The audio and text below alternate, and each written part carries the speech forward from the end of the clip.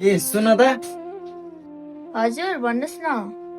ए आमालाई 3000 जति पैसा चाहिएको रे, यसो देऊ है। छैन मसँग पैसा छैन। कुन 3000 भनेको? होइन के भन्छ यो मान्छे, मैले अस्ति कामको पैसा राख्न दिएँ होइन, हो खुरुक्क त्यो पैसा देऊ न आमालाई।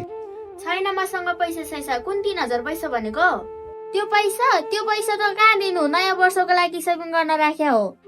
कस्तो रहेछ यो मान्छे, आमाको लागि औषधि किन्ने पैसा छैन रे, देऊ भनेपछि खुरुक्क देऊ न। नयाँ वर्ष आउन त अझै 1 महिना बाँकी छ त, तिम्रो लागि त पछि किनौला नि। जतिखेर नि आमा आमा आमा मेरो बारेमा त कहिल्यै सोच्ने होइन है। तपाईँलाई थाहा छ यो लुगा किनेको कति वर्ष भयो भनेर? झन् यसपालि नयाँ वर्षमा नयाँ लुगा लगाऊँ भनेको। हेर तिमीलाई त मैले हेरिरहेको छु त, तिमी आफ्नो ठाउँमा छँदैछ, मेरो आमा आफ्नै ठाउँमा हुनुहुन्छ।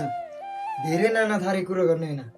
मलाई यो त घरमा दायाले रानी जस्तै बनाएर राखेको थियो। कुन दिन तपाईँसँग बिहे गरेर आएछु यो घरमा।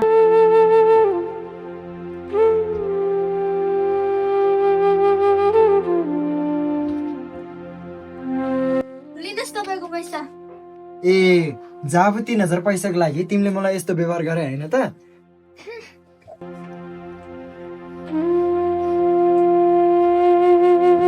ल ठिक छ, म मेरै माइतमा गएर बस्नु न। म मेरै आमासँग बस्न जान्छु। तपाईँको आमासँग तपाईँ नै बस्नु।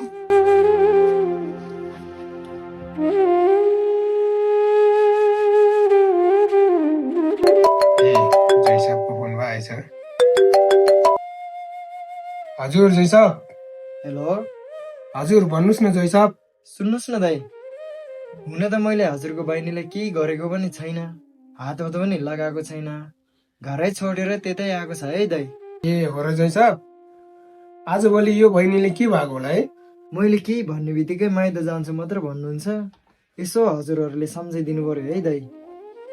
हुन्छ हुन्छ जयसाब, हजुर चिन्ता नगर्नु, हामी बहिनीले जसरी भयो नि सम्झाएर पठाउने प्रयास गर्छौँ।